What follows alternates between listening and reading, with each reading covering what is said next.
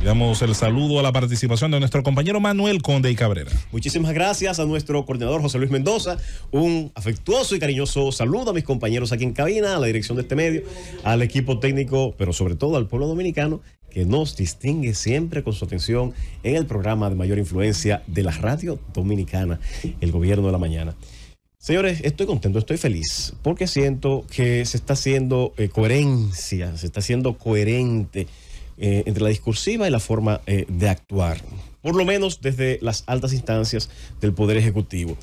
Luis Abinader vendió un cambio y desde ese discurso de cambio llegó al poder. Y desde el poder le ha dado luz verde a un ministerio público que ha declarado independiente y que no proviene al menos de las filas políticas históricas del partido de gobierno y que ha hecho su trabajo. Ha hecho investigaciones, ha hecho presentaciones de sus investigaciones ante los tribunales y están discutiéndose hasta que en algún momento se establezca la inocencia o culpabilidad de aquellos que han sido señalados por actos de corrupción. También no se ha detenido en esa parte de dar independencia para que la justicia actúe y darle el aire suficiente para que sean los tribunales los que al fin de cuentas establezcan las responsabilidades. Acusación no es culpabilidad y eso entiendo que la sociedad cada vez más debe ir haciendo conciencia de ello.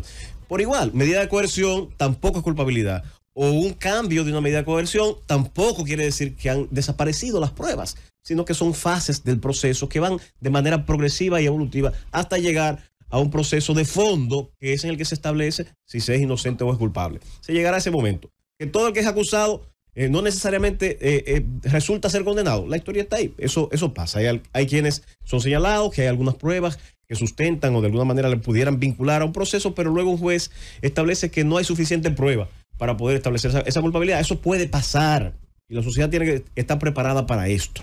Y mientras más avancemos, lo que pedimos es más objetividad, inclusive en la forma en la que se publicitan estos casos, porque en un Estado de Derecho, fuera de lo que nuestro querido amigo Khalil Michel, que para una clase social, que es la más humilde, regularmente no se pide debido proceso, sin embargo a las élites que regularmente se les señalan en estos actos como probables, culpables de actos de corrupción, ahí sí se pide debido proceso, libertad, proceso con todas las garantías. Esa diferencia entre popis y guaguaguá, que solamente la usamos a favor cuando nos conviene, bueno, en la realidad debe ser para todos. Por eso el concepto de debido proceso no debe utilizarse de manera conveniente para un caso de unos que porque la vida los ha colocado en una condición de desventaja deba ser un policía el que decida su vida o su muerte, su inocencia o su culpabilidad.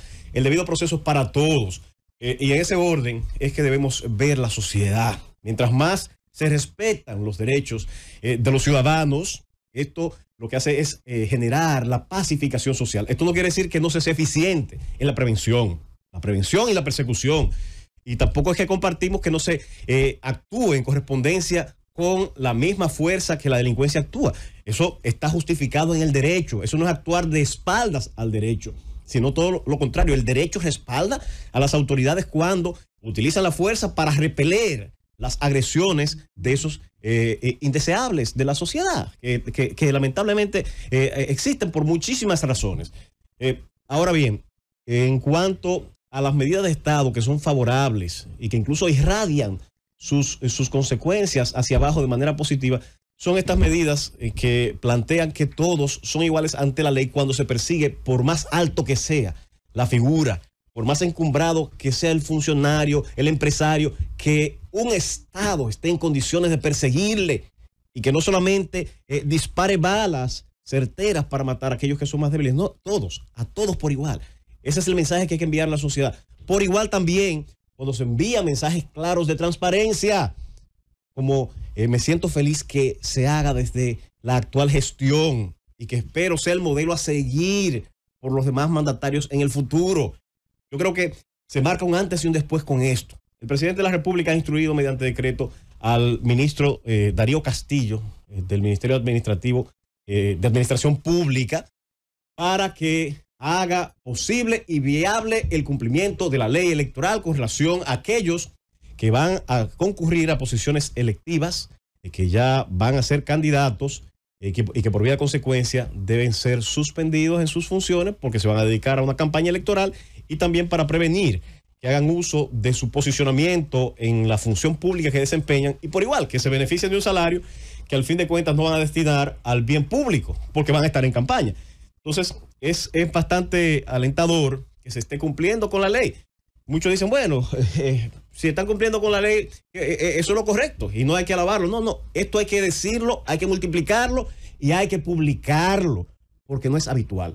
La circular 018471 del Ministerio de Administración Pública establece los criterios y la forma en la que se van a proceder con las suspensiones y las licencias de los funcionarios públicos, empleados públicos, servidores públicos que han logrado alcanzar una candidatura a una posición de elección popular. Si usted era director de gabinete de tal o cual ministerio y resultó electo como candidato a alcalde de tal o cual municipio, se cumple, la ley obliga a que se tomen medidas con relación a su función pública. No puede, mientras está haciendo campaña, ocupar esa posición, disfrutar un salario público para evitar confusiones y, reitero, para que el tiempo que va a dedicar en campaña no lo esté costeando el erario público. Esto es positivo.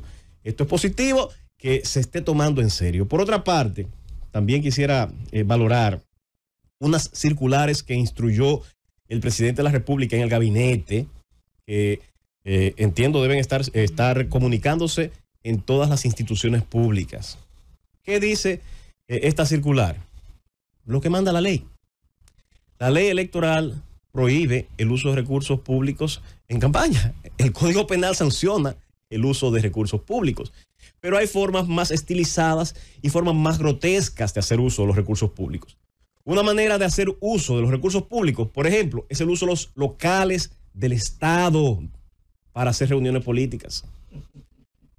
Es uso de recursos públicos y es ilegal utilizar los vehículos del Estado para hacer campaña política. Por igual, es uso de los recursos del Estado en horas de trabajo, utilizar a sus empleados para hacer activismo político. Eso está prohibido por la ley. Son formas más sutiles, más elegantes, más estilizadas, más propias de aquellos que venden tener una actitud política de mucho más nivel. Esa vulgar